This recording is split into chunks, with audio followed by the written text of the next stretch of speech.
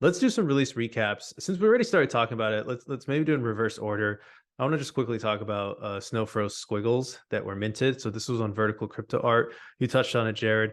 There were 10 that were minted. It was for ALS, for charity here. The ALS Association via the Giving Block. I believe the Giving Block is a organization that helps charities, uh, basically raise money through crypto sales. And the lowest bid was 18 ETH. So you had to pay at least 18 ETH to get one of these. There was nothing ultra rare that came out. Some nice colors, I think a couple fuzzies, a ribbed, but overall, this was really cool to see. And I mean, the timing was great because the squiggle floor just run up from, like 9.2 or 3 to 12. It's retraced a tiny bit since then. So that probably boosted these sales, which, it's for a good cause. And to your point, pretty, we consistently see about a 50% premium on these unminted squiggles, of which there are very few left now. So the last one that came out was 9773. I know Snowfur is keeping some for his kids. I think like 100 or so. So, we got like 100 and change left at most. And I doubt, I don't know how many of those would be public. Anyways, I'll stop rambling here if you have any additional thoughts on this release.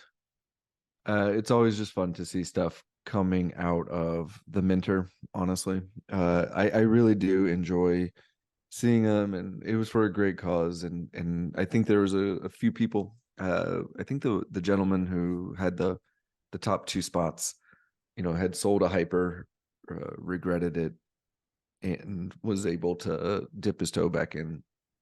With these fresh mints, and I just I think even seeing it, to your point, there's a lot of new people coming in. These were some people's first squiggles.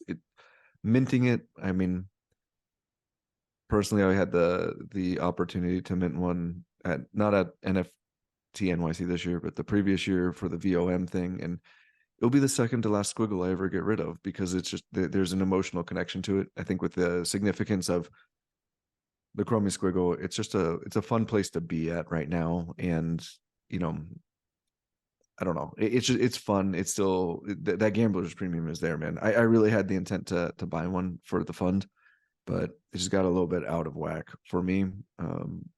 But I love what Snowfro's doing, and I think that there's 224 left with 100 going to a fund for his children. So the supply is getting smaller and smaller, and I'm positioning myself in such a way that similar to friendship bracelets, that the past performance isn't indicative of future results, but when friendship bracelets stopped minting, you saw a run up. I think you'll see something similar. We just don't know when that is for the Chromie squiggle. I fully anticipate some sort of once that dream of minting something amazing goes away, you'll see a run up.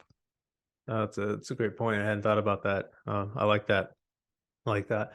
Let's move on. Let's talk about Human Unreadable. Art Blocks Curated came out just yesterday. Really interesting project in a lot of ways. It is conceptual. It's on-chain choreography. The first 100 of these pieces, which all depict, they're beautiful black and white images with some. They're fascinating to look at. But you see here on screen, number 136, there's a hand there, so you see like dance moves happening. I'm not a choreographer. I'm not a dancer, so I'm sorry if I'm not using technical terms here.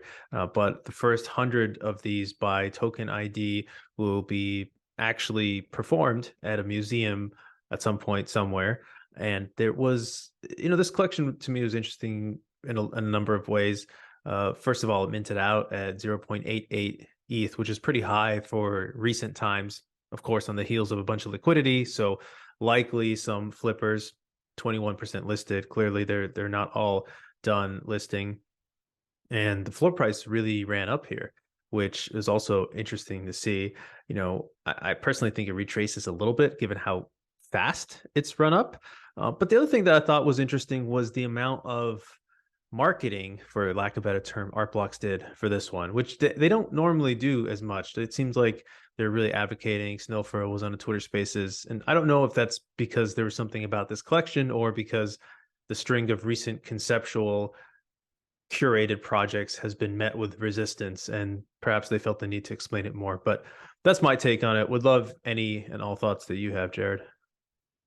Uh, I'm a little bit surprised by the price action, but I love to see it. I don't know if it's um representative of the recent enthusiasm, but this definitely gives me like Lightyear type vibes just with the coloring.